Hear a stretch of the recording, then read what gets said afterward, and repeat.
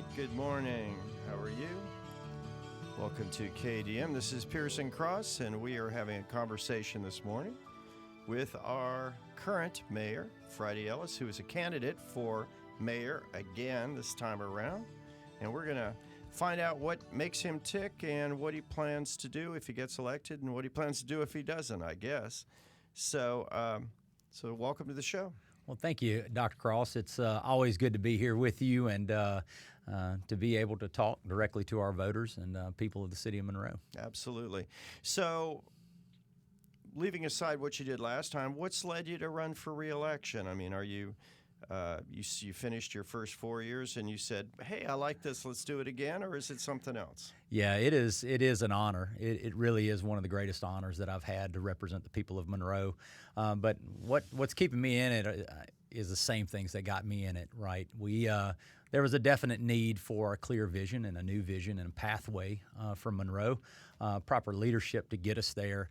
I was a small business owner. I'm father of 3 children, and I saw some challenges as a small business owner, and also wanted to create a Monroe that included my children so that they could find opportunity. And I think that was a resounding theme across Monroe, is that we were tired of chasing our kids around the country for them to find opportunity. And so that's where we dug in our first term. So we're back at ground zero at why we got in this to begin with. But ultimately, we plan to continue the work that's already started in our quality of life initiatives for a safer Monroe and finding opportunities for our people here and working with existing business and industry. Well, it sounds like opportunity is the key for your campaign. Is that the kind of the focus of your campaign, increasing opportunity, making the city livable, a place where people want to be?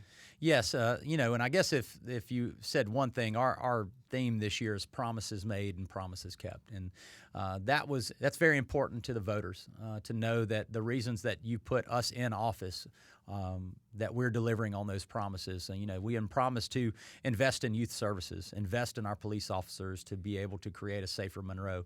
We've promised to invest dollars into infrastructure, and if you can take a look at stateofthecitymonroe.com, you will see the millions of dollars we've invested in flood mitigation efforts into new roads, quality water, quality sewer systems, and those are things that we're holding receipts on. And then our quality of life initiatives, and you could see all the dirt turning right now in our public parks, in our recreation centers. And so these were key cornerstones to our campaign that we wanted to deliver on, and we have.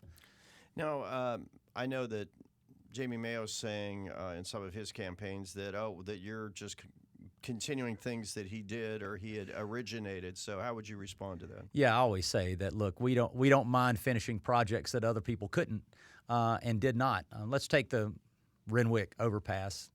We've all known that needed to be painted for 30 years. And after 2 decades in office, if you couldn't complete them and somebody else does, we should be championing that. We shouldn't be complaining about it. If that was an initiative of yours, you had plenty of time to take care of that. But again, I don't focus on what other people can't do. I've just focused on the things that we were able to accomplish. The fact is, we had to put in the work. We had to get the engineering. We had to pass it through council. Contractors had to complete the project, and we cut ribbon on it. And that's why you see the current council's name on it and the current mayor's name on it, is because we delivered the project. So if you look back across the last 4 years, is there something in particular that stands out to you as a big success of your administration?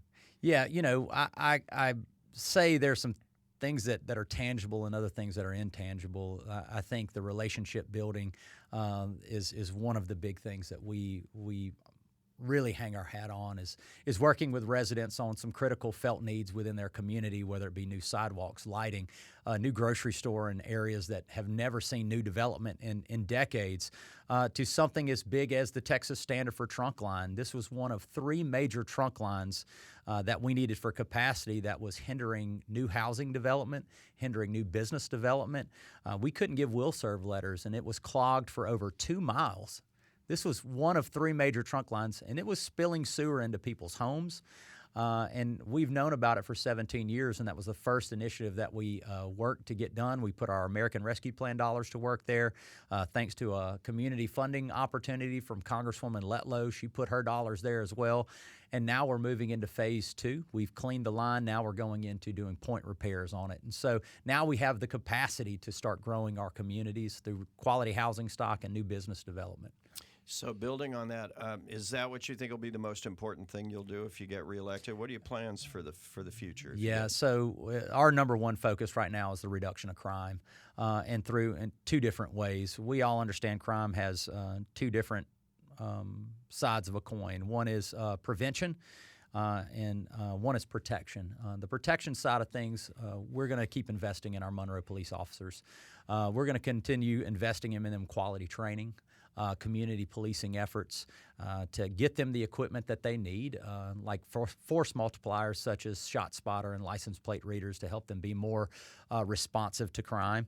But the second one is to work with our wraparound services to help give people and families the resources that they need, whatever it may be with their families. Also, our quality programming within our rec centers, and then a quality of life initiative such as quality parks and recreation. And those things matter. And then, I was talking with somebody from Ouachita Parish Police today to talk about reentry programs and jobs available for people who come out of these recidivism programs and want to enter the workforce, and how the city can work with them to help them stay out of a life of crime, and to get them to be gainfully employed with benefits to help their families and themselves. Yeah. We're coming up. We got really just about 30 seconds left. So, question: why should people vote for you if they're on the fence and they're thinking, what's your best vote for me? Yeah, we asked everybody to give us 15 minutes of your time, and we will give you the next 4 years of our lives dedicated working for you. We're holding receipts on historic felt needs in this community, and our body of work speaks for itself. Promises made, promises kept, and we continue to work and do the things we said we were going to do when we were in office.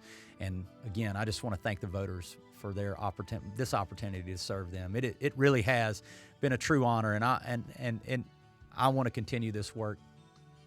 I want to continue the work. Well, certainly wish you luck in the campaign, and certainly thank you for coming in this morning and sharing your thoughts with the voters of this area. Yeah, thank you for having us. Thank you.